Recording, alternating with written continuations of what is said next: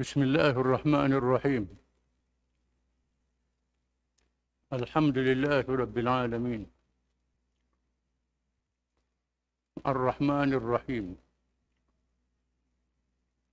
مالك يوم الدين إياك نعبد وإياك نستعين اهدنا الصراط المستقيم صراط الذين أنعمت عليهم غير المغضوب عليهم ولا الضالين.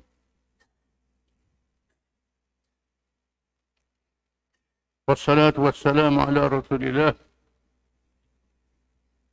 وعلى آله وصحبه ومن تبعه ونصره ووالاه. ربنا زدنا علما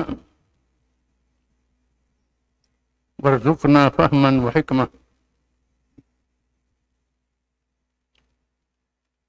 Kita sambung kisah yang dibawa oleh Al-Quran berkenaan perjuangan Nabi Nuh alaihi salam yang memakan masa 950 tahun. Hanya sedikit saja yang beriman. Mereka yang masih ada tak akan beriman lagi. Akhirnya Allah menceritakan nasib yang menimpa kaum Nabi Nuh alaihi salam supaya menjadi teladan kepada umat akhir zaman. Hal tersebut dinyatakan melalui permaannya, wasna'il fulka bi'a'yunina wa wahyina wa la tukhatibni fil ladhina zalamu innahum mughraqun wa yasna'ul fulka wa kullama marra alayhi mala'un min qawmihi sakhiru minhu qala in taskharu minna fa inna naskharu minkum kama taskharun فسوف تعلمون من يأتيه عذاب يخزيه ويحل عليه عذاب مقيم حتى إذا جاء أمرنا وفار التنور قلنا احمل فيها من كل زوجين اثنين وأهلك إلا من سبق عليه القول ومن آمن وما آمن معه إلا قليل فقال اركبوا فيها بسم الله مجريها ومرساها إن ربي لغفور رحيم وهي تجري بهم في موج كالجبال ونادى نوح ابنه وكان في معزل يا بني اركب معنا ولا تكن مع الكافرين قال سآوي إلى جبل يعصمني من الماء قال لا عاصم اليوم من أمر الله إلا من رحم وحال بينهما الموج فكان من المغرقين وقيل يا أرض ابلعي ماءك ويا سماء أقلعي وغيض الماء وقضي الأمر واستوت على الجودي وقيل بعدا للقوم الظالمين ونادى نوح ربه فقال رب إن ابني من أهلي وإن وعدك الحق وأنت أحكم الحاكمين قال يا نوح إنه ليس من أهلك إنه عمل غير صالح فلا تسألني ما ليس لك به علم إني أعظك أن تكون من الجاهلين قال رب إني أعوذ بك أن أسألك ما ليس لي به علم وإلا تغفر لي وترحمني أكن من الخاسرين قيل يا نوح اهبط bisalam bisalamin minna wa barakatin alaik wa ala umamin mimman ma'ak wa umamun sanumatti'uhum thumma yamassuhum minna azabun adim. Disebut ayat yang panjang. Surah Hud 37 hingga 48. Dan binalah bahtera dengan pengawasan serta kawalan kami. Allah Ta'ala perintah Nabi Nuh membina kapal dengan petunjuk daripada Allah. Nabi Nuh orang yang pertama buat kapal. Buat kapal dengan menyediakan papannya, pasoknya, rapatannya tak masuk air. Dan dengan panduan wahyu kami tentang cara membinanya. Dan janganlah kamu merayu kepadaku untuk menolong kaum yang zalim itu. Tak ada peluang lagi merayu nak tolong kaum yang zalim itu. Tak ada harapan. Diriwayatkan oleh ulama tafsir, pernah Nabi Nuh berdakwah. Ada seorang galah anak besar tu. Waktu anak tu, ini orang menyesatkan orang. Suruh tagur dengan batu. Siapa budak pun begitu. Bukan saja orang tua. Habislah. 950 tahun. Kerana sesungguhnya mereka akan ditenggelamkan dengan taufan. Taufan yang besar, banjir yang besar. Dan Nabi Nuh pun membina bahtera itu. Dan setiap kali pemimpin kaumnya berjalan melewati tempat Nabi Nuh membina bahteranya, mereka mengejek-ngejeknya. Nabi Nuh pun menjawab, jika kamu sekalian memandang kami bodoh kerana membina bahtera ini, maka sesungguhnya kami juga memandang kamu sekalian bodoh kerana keingkaran kamu sekalian sebagai balasan ejekan kamu sekalian. Tak apalah, ejek akan tiba masanya. Kamu kata kami ni bodoh, buat kapal, buat batu, tak tahu nak guna macam mana. Tunggulah masanya. Maka kamu sekalian akan mengetahui siapakah yang akan didatangi azab yang menghina kamu sekalian di dunia. Dan siapakah pula yang akan ditimpakan dengan azab yang kekal pada hari akhirat pula. Ini azab dunia, lepas itu azab akhirat pula.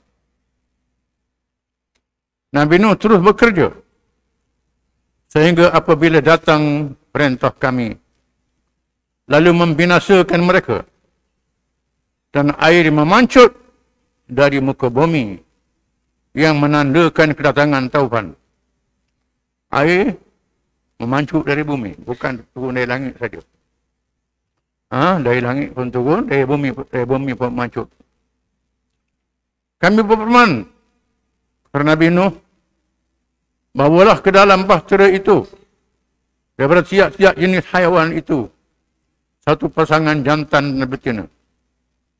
Dan bawalah keluargamu kecuali orang yang telah ditetapkan hukuman azab ke atasnya disebabkan kekufurannya. Bawa keluargamu yang beriman, pengikutmu yang beriman saja.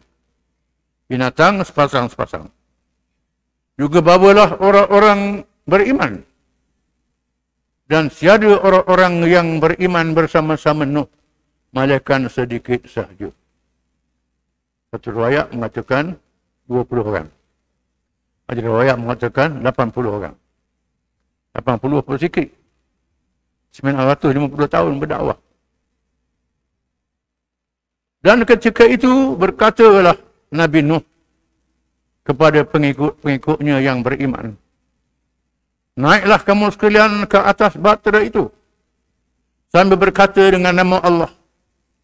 Bergerak laju dan berhentinya kapal. Berjalan dengan nama Allah dan berhenti dengan nama Allah. Bismillahi majriha wa mursaha. Dengan nama Allah berlayar dan berlabuh.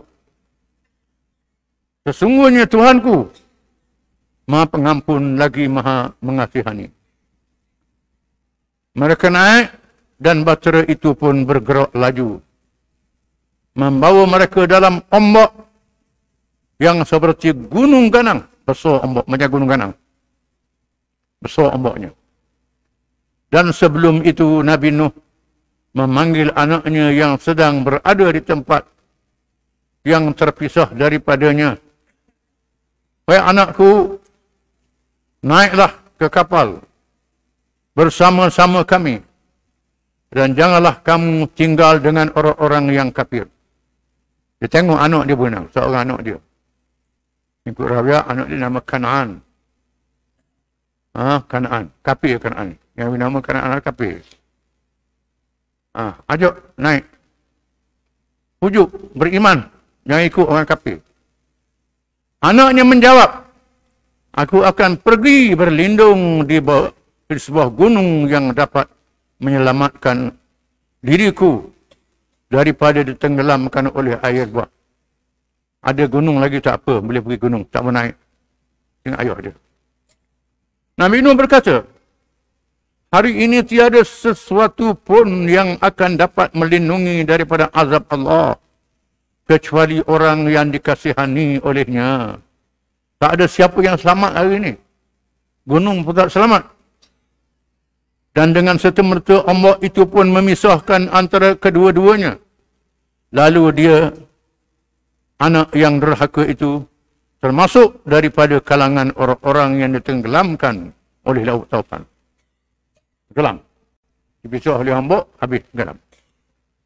Dan setelah binasa kaum kafir itu, diperintahkan mereka bumi dan langit dengan berkata, wahai bumi, telanlah airmu, dan wahai langit, berhentilah daripada curahan hujanmu.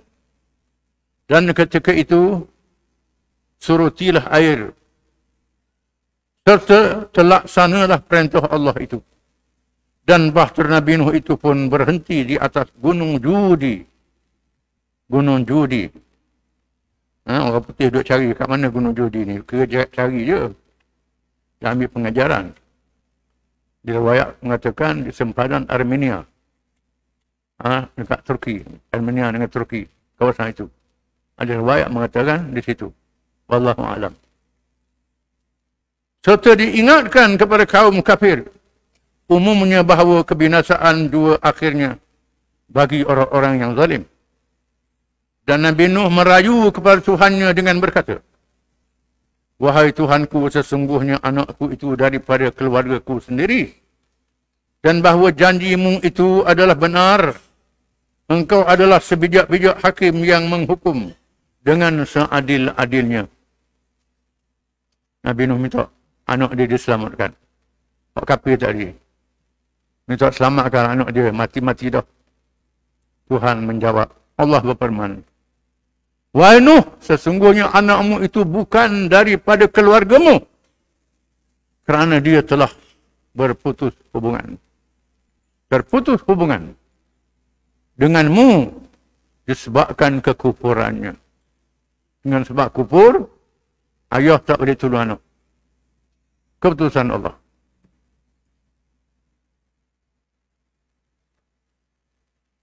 Disebabkan kekufurannya, sesungguhnya perbuatannya bukanlah amal yang soleh, maka janganlah kamu memohon kepadaku sesuatu yang kamu tidak mengetahui hakikatnya sebenarnya. Aku mengingatkanmu daripada menjadi orang-orang yang jahil. Jangan tak erti Nuh. Anak mengingkapi. Tak boleh sama denganmu. Nabi Nuh berkata, wahai Tuhanku, Sesungguhnya aku berlindung kepadamu daripada memohon sesuatu yang aku tidak mengetahui hakikatnya. Dan jika engkau tidak mengampunkan dosaku dan memberikan rahmat kepadaku, nescaya aku akan termasuk berkalangan orang-orang yang rugi. Nuh bertaubat kerana dia buat minta doa yang Allah Ta'ala tak izin. Allah berfirman, wahai Nuh, turunlah dari bahtera itu dengan selamat sejahtera dan keberkatan daripada kami kepadamu dan kepada umat-umat yang bersama-samamu. Dan adalah pada itu ada umat-umat daripada keturunan mereka yang kami akan berikan kesenangan kepadanya daripada kehidupan dunia. Kemudian mereka akan ditimpakan dengan azab yang tidak terperi sakitnya. Akan diuji lagi. Maka manusia yang tinggal ialah bersama Nabi Nuh AS. Pengajarannya bahawa perjuangan Islam mesti menang. Walaupun memakan masa 1000 tahun. Itu janji Allah Ta'ala. Orang kata mustahil Nabi Nuh berjaya 950 tahun. Apabila tibanya datang pertolongan Allah, Nabi Nuh mendapat kemenangan. Mengapa Allah Ta'ala beri masa lama sangat? Beri peluang lama sangat kepada puak-puak yang kafir ini? Sampai 950 tahun. Peluang untuk mereka bertaubat. Mereka berfikir, beri masa panjang. Sampai 950 tahun tak boleh mikir lagi. Cukuplah. Allah Maha Adil. Nabi Nuh menjadi contoh seorang Nabi yang sangat tinggi kesabarannya dalam perjuangan yang paling lama sehingga kan menelan tempoh masa 950 tahun lamanya.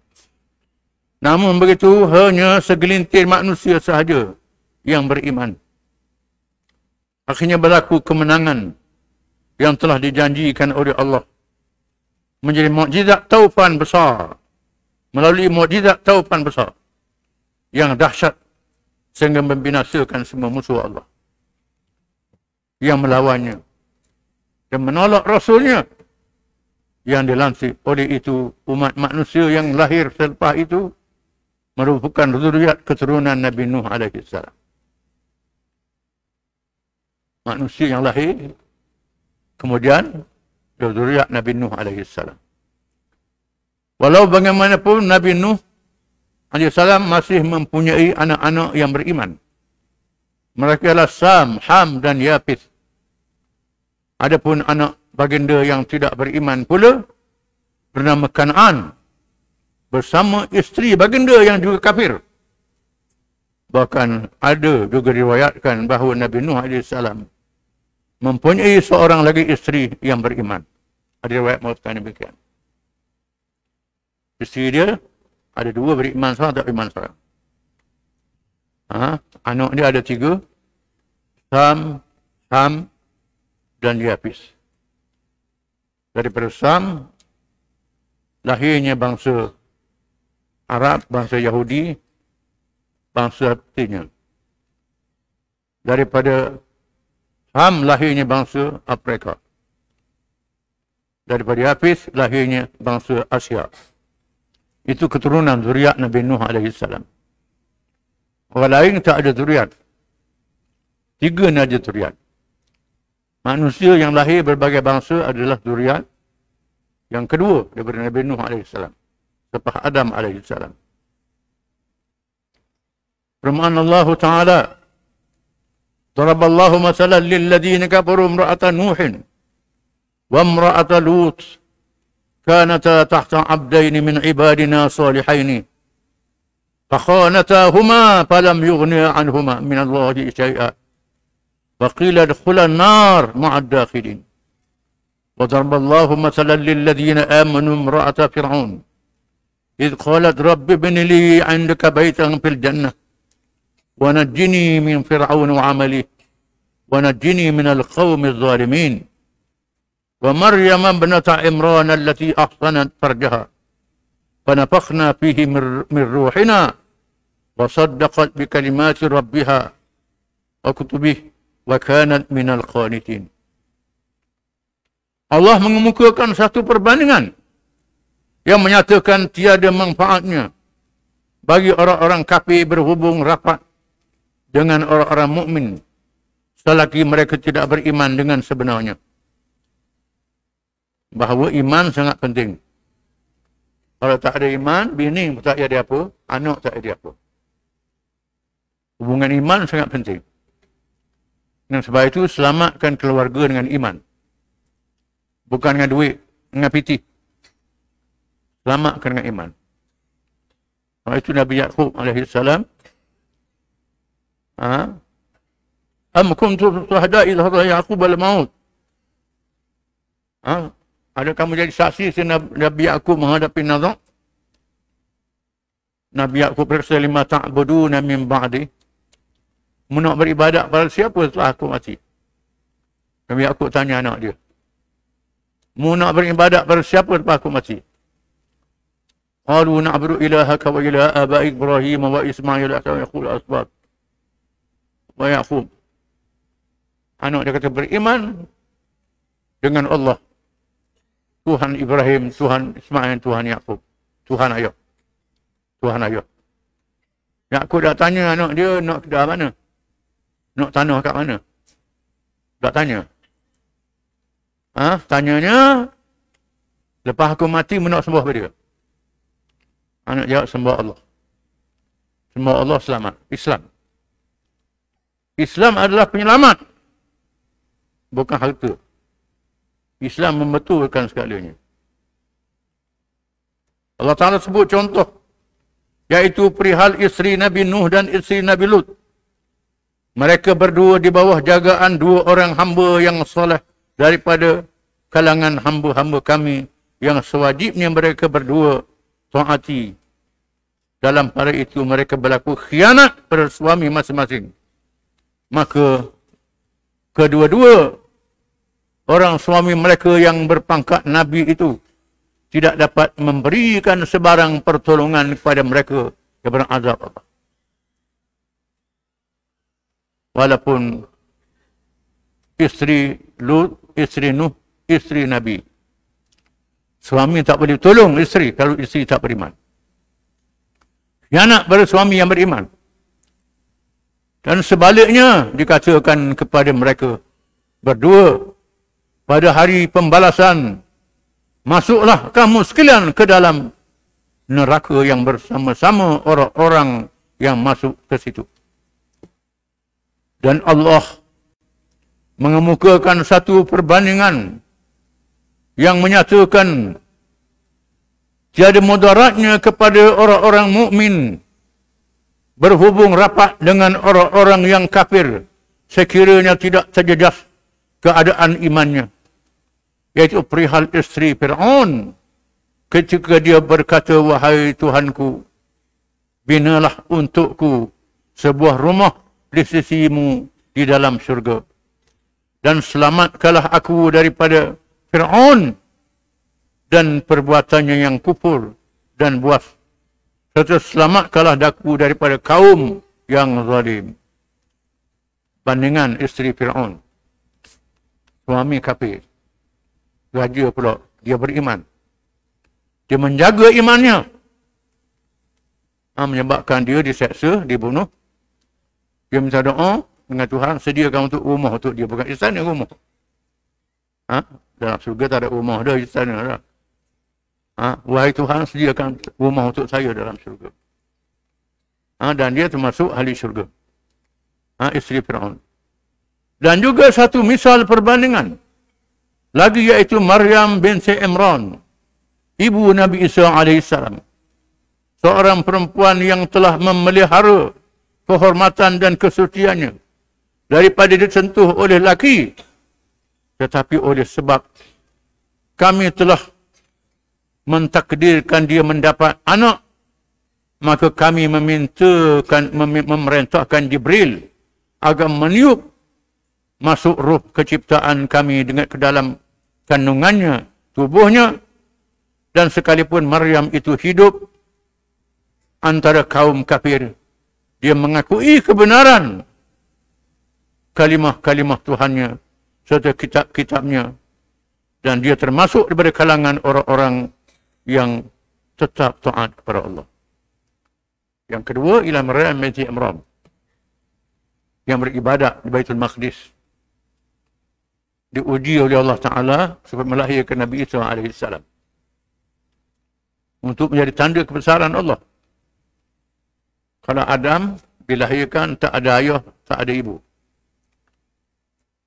Hawa dilahirkan daripada tulang rusuk Nabi Adam, tak ada ibunya. Maka Isa dilahirkan daripada Maryam, tak ada ayahnya. Dengan malaikat Jibril datang. Jibril datang merupakan seorang lelaki yang kacau, yang lawa. Malaikat ni lawa, bukan parangan. Malaikat nama lawa. Maryam tidak tergoda dengan malaikat itu. Memohon perlindungan Allah. Jibril kata, aku ni malaikat, bukan orang. Diutus oleh Allah untuk memberi anak lelaki padamu. Maryam kata, bagaimana aku melahirkan anak, aku tak bersetubuh. Tak usuh lelaki. Itu kuasa Allah. Innama amru idza arada syai'an an yaqula lahu kun fayakun.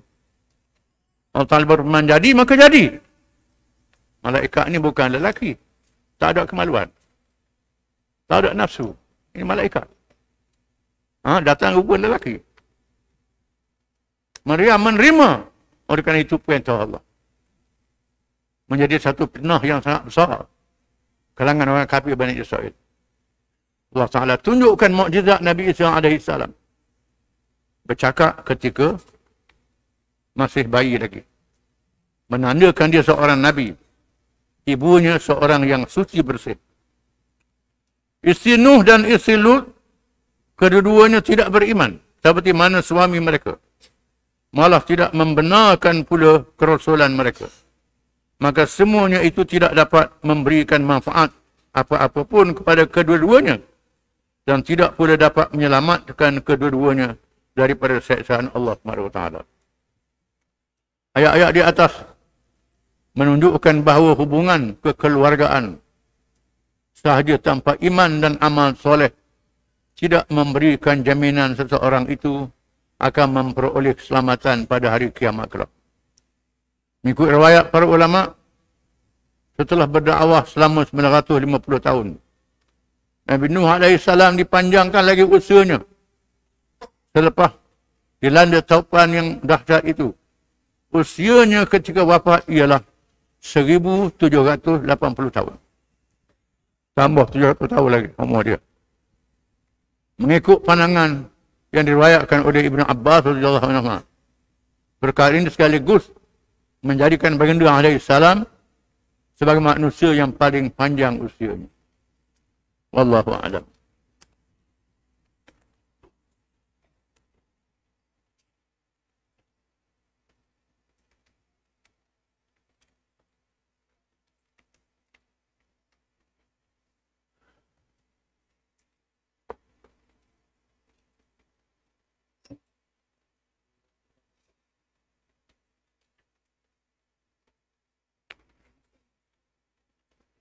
Bismillahirrahmanirrahim.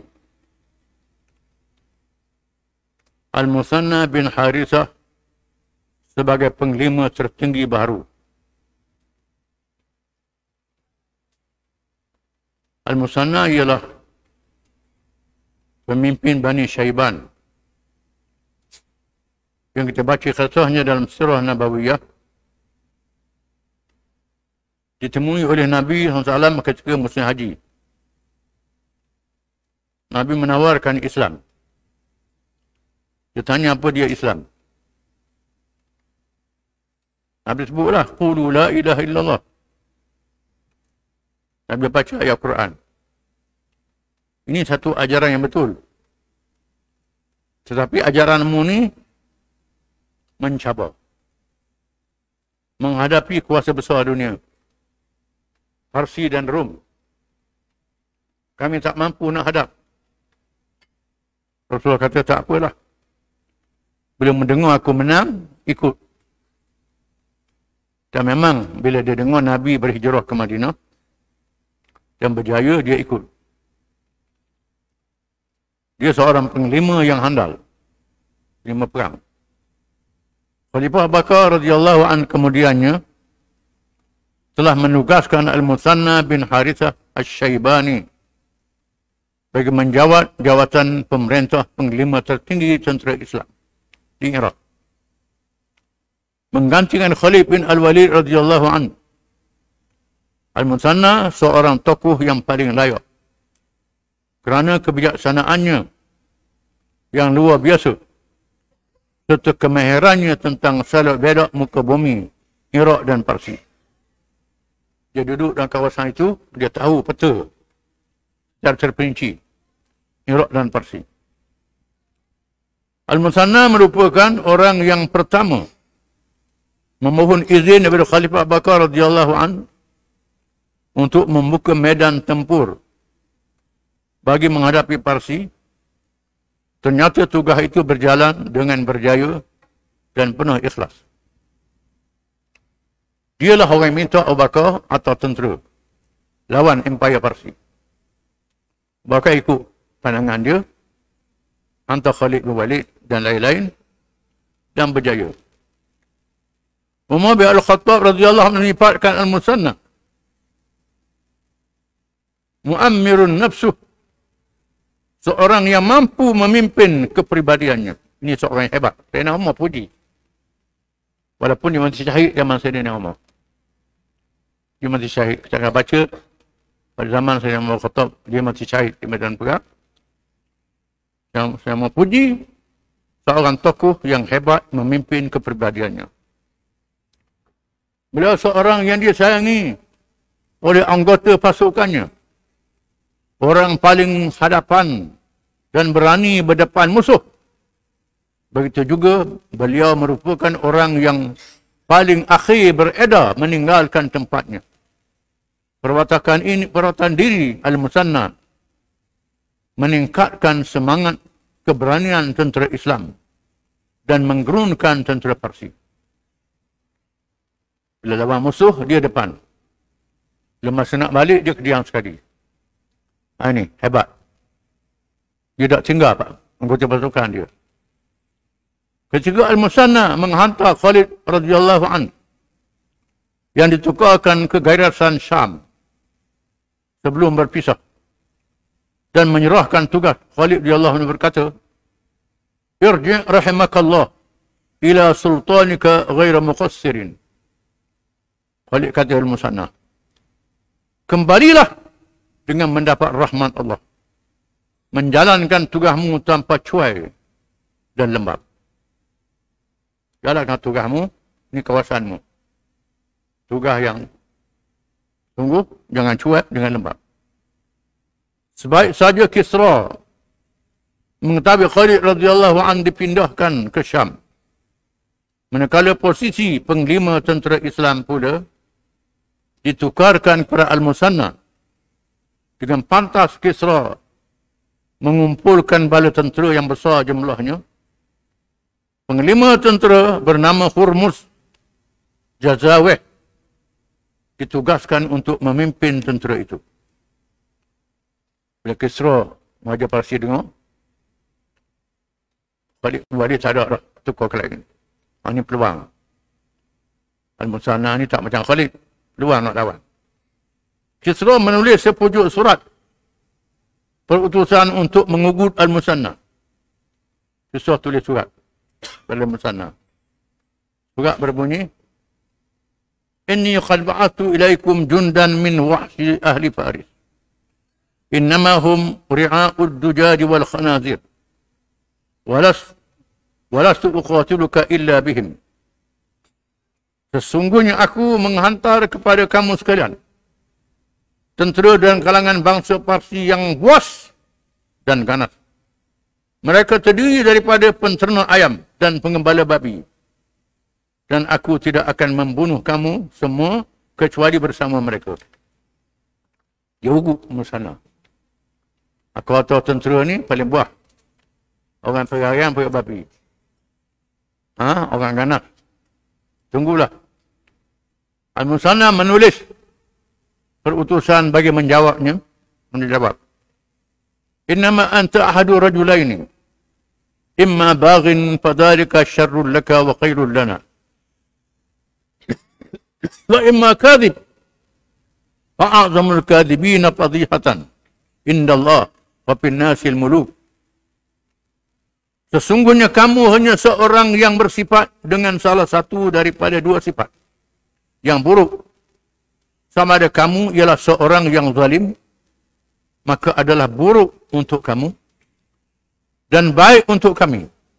Ataupun kamu ialah seorang pembohong, maka seburuk-buruk pembohong adalah tercela di sisi Allah dan terbongkar kejahatannya dengan manusia, iaitu dalam kalangan raja-raja.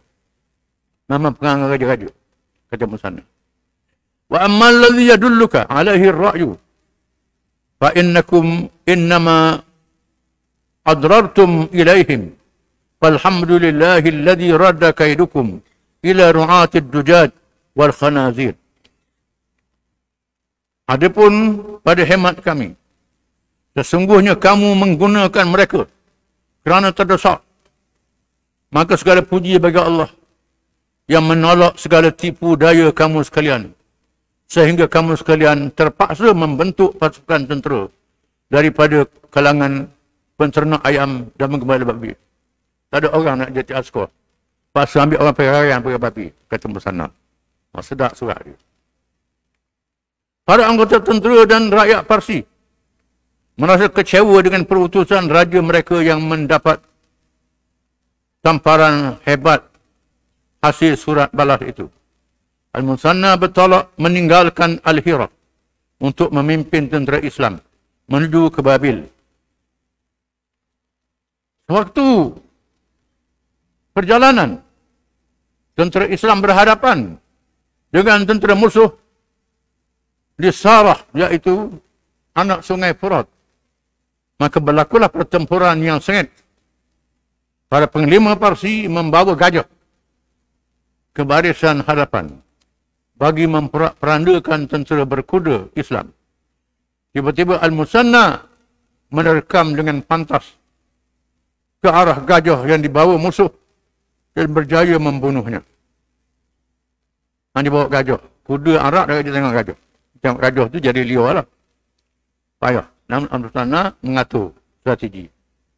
Al-Musanna mengarahkan agar dilancarkan serangan yang berikut sehingga membawa kepada kekalahan tentera Parsi. Sekaligus memaksa mereka berundur ke Al-Madain, wilayah yang menjadi pusat pentadbiran Parsi. Pada masa yang sama, Kisra, raja yang memerintah pula mangkat dan menjadikan seluruh negara dalam keadaan porak-poranda. Tentera Islam meneruskan kemarahannya sehingga tiba di pintu kota Al-Madain. Satu raja dia mati. Negeri dalam keadaan tak teratur. Tentera malu. Al-Musanna menghantar perutusan kepada Khalifah Abu Bakar radhiyallahu anhu bagi memaklumkan berita kemenangan. Selain itu, beliau meminta kebenaran supaya Khalifah membenarkan mereka yang pernah murtad yang bertaubat untuk menyertai tentera Islam dan operasi berikutnya. Musanna minta orang yang murtad ajak jadi askar juga. Mereka tidak bertaubat. Minta Abu Bakar benarkan orang murtad ikut sama. Mungkin yang murtad ni nak bertaubat, biar dia berjihad sama. Pendapat yang diutarakan oleh Al-Musanna itu adalah disebabkan keadaan sudah berubah dan tempoh untuk lebih insaf pula sudah mencuri.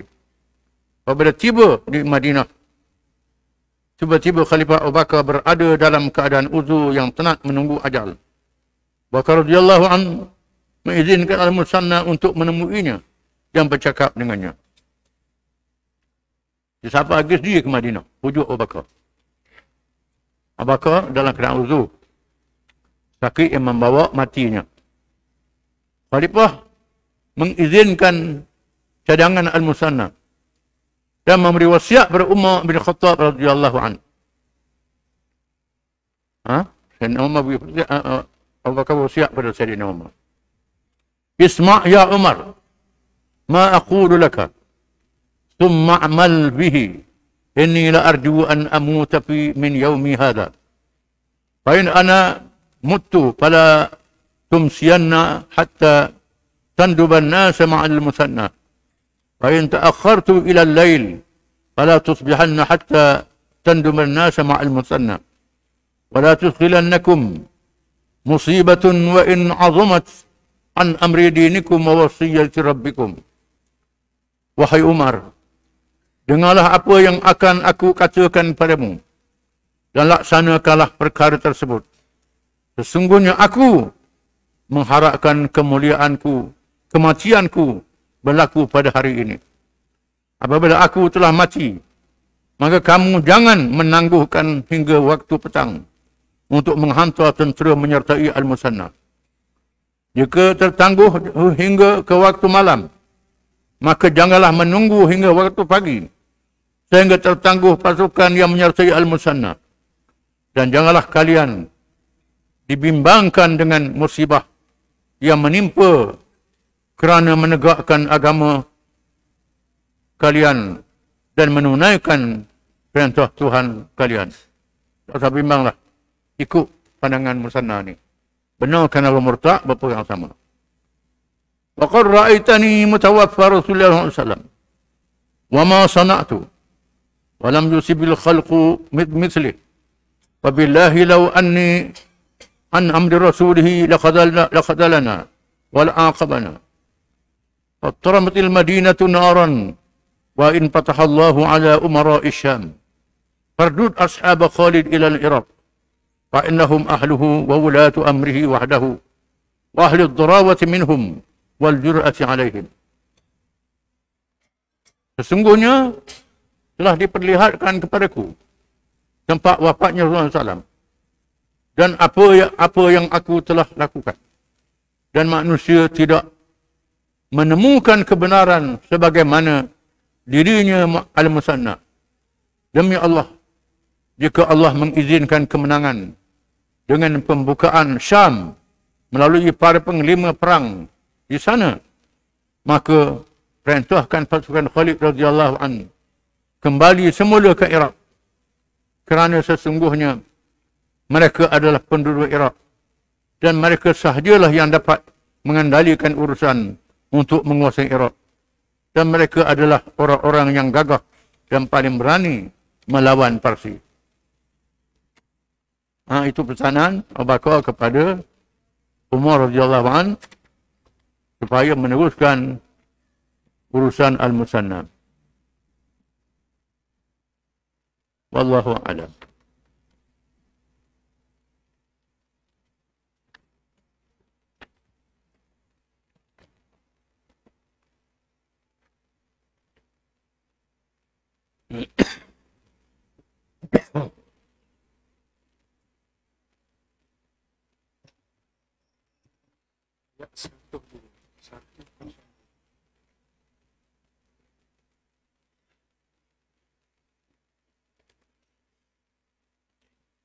أعوذ بالله من الشيطان الرجيم.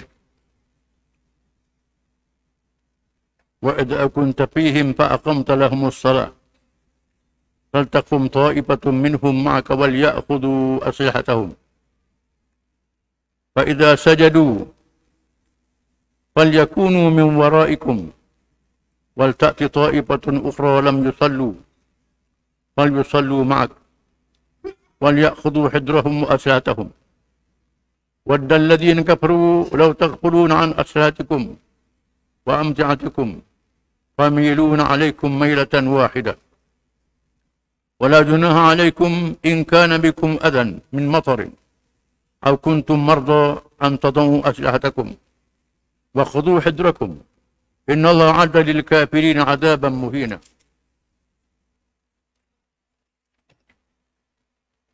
فإذا قضيتم الصلاة فاذكروا الله قياما وقعودا وعلى جنوبهم فإذا اطمأننتم فأقيموا الصلاة إن الصلاة كانت على المؤمنين كتابا موقوتا ولا تهنوا في ابتغاء القوم إن تكونوا تعلمون فإنهم يعلمون كما تعلمون وترجون من الله ما لا يرجون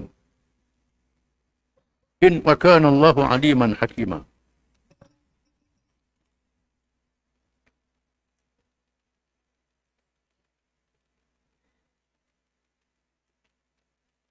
Dan apabila engkau wahai Muhammad sallallahu alaihi wasallam berada dalam kalangan mereka semasa perang, lalu engkau mendirikan sembahyang dengan menjadi imam mereka, maka hendaklah sepuak dari mereka berdiri mengerjakan sembahyang bersamamu, dan hendaklah mereka menyandang senjata masing-masing.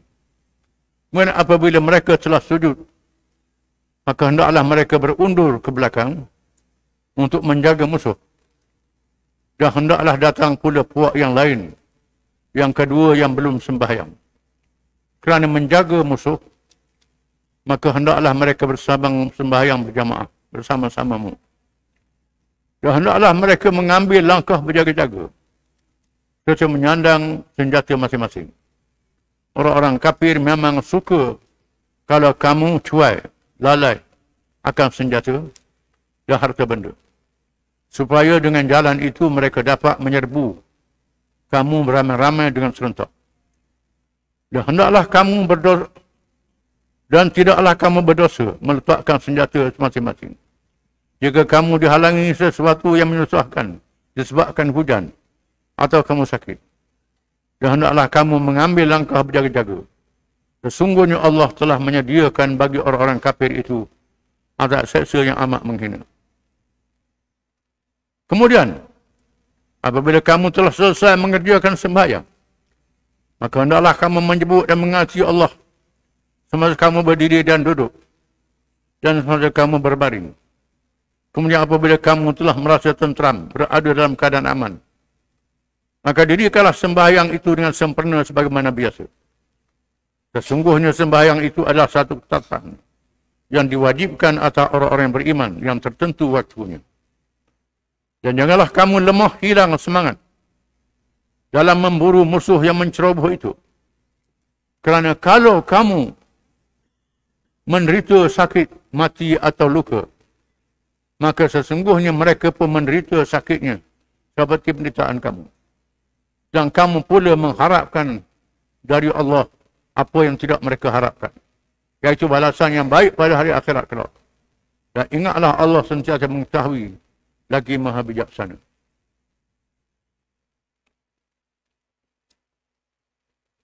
Ayat-ayat ini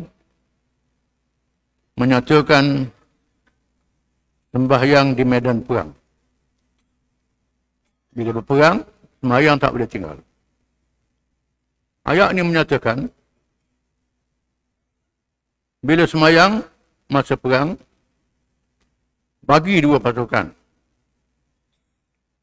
Satu pasukan ikut Nabi SAW.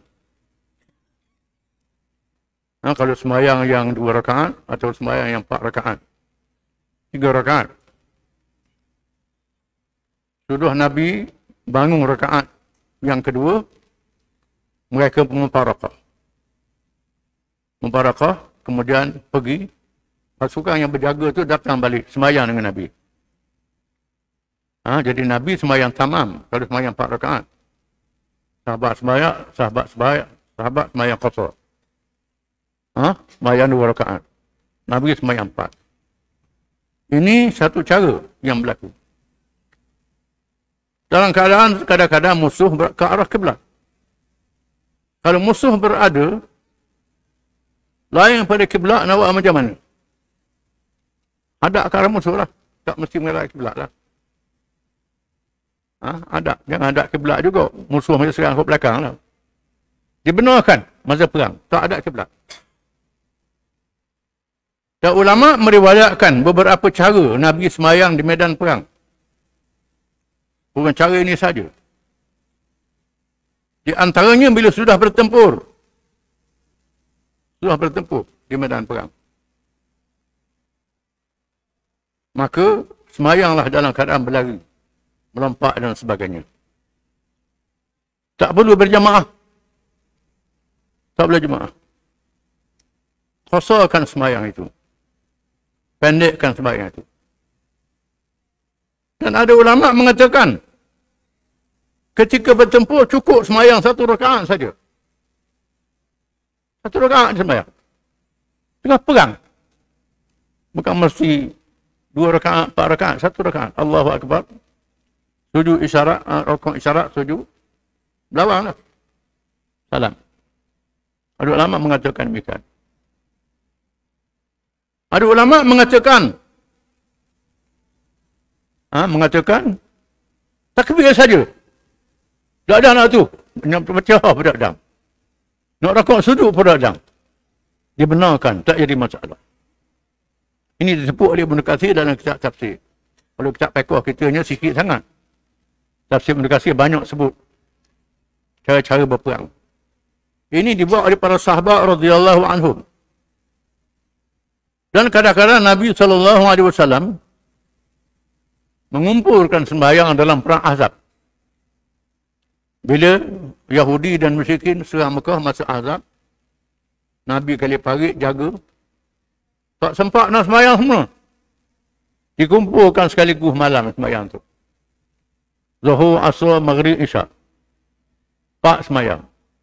Subuh esok lah. Itu dikumpulkan. Tak ada masalah. Nabi pernah buat. Ini.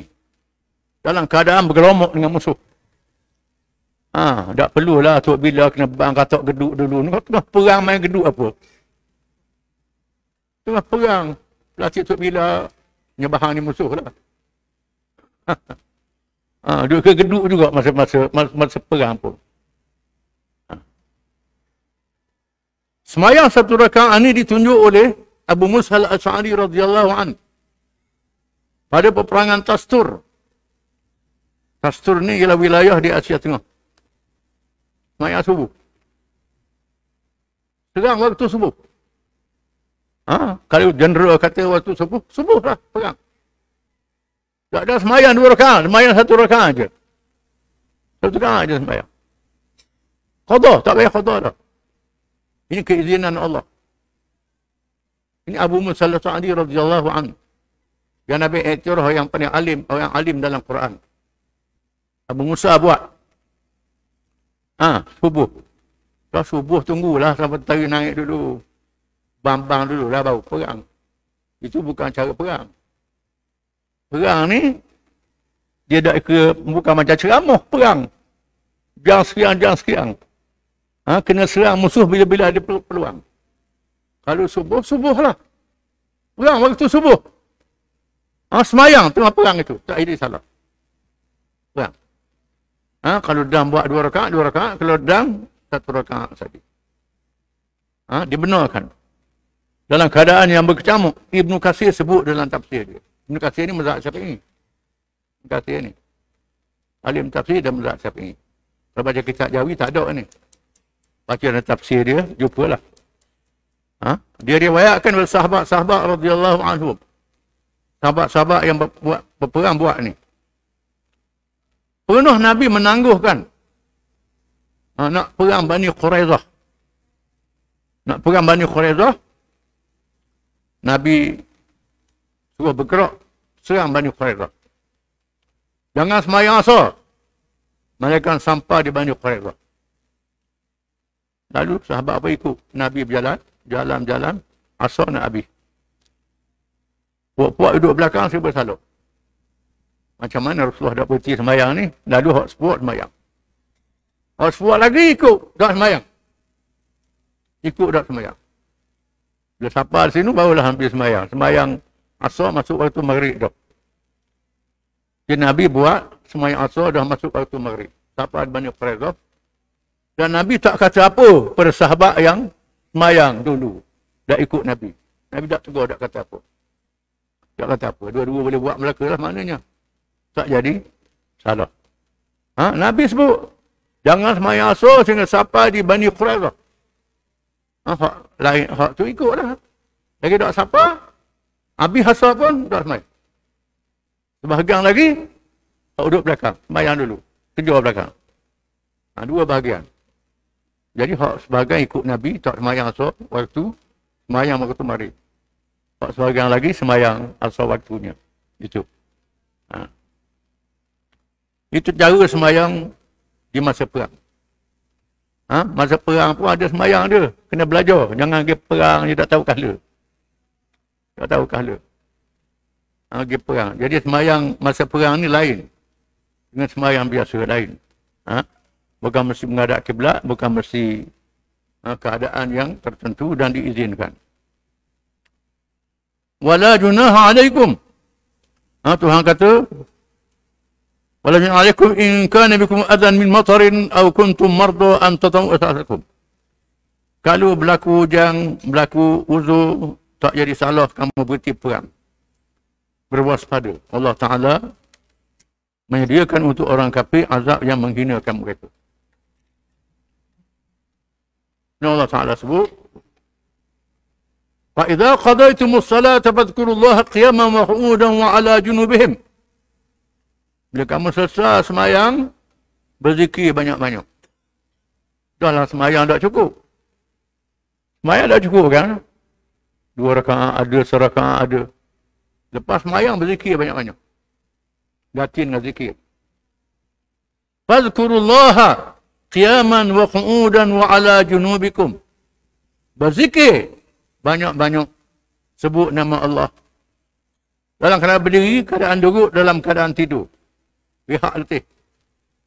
Dah ada anak qadha, tak ada qadha. Langsung berzikir, tak ada qadha lah, tak ada qadha. Ini sembahyang dalam keadaan perang. Oh, menghormat rakyat waktu lah macam-macam. Hak ni hak tak reti, tak ngaji. Tak ngaji gunakan. Yang disebut di sini ialah amalan sahabat-sahabat yang berperang zaman Nabi dan zaman Khulafa' Rasyidin dan zaman kemudian daripadanya. Sebut nama Allah. Fa idza tma'nantum fa aqimus shalah. Inna salata kanat 'alal mu'minina kitaban mawquta.